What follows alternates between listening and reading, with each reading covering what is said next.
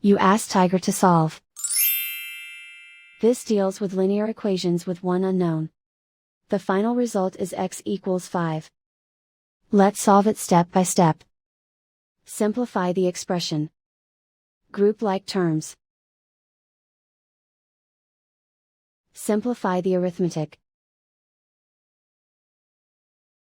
Group all constants on the right side of the equation. Subtract 33 from both sides. Simplify the arithmetic.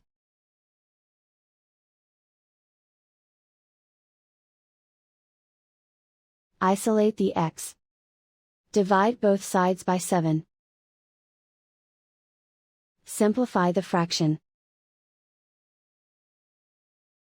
Find the greatest common factor of the numerator and denominator. Factor out and cancel the greatest common factor. And so the final result is x equals 5.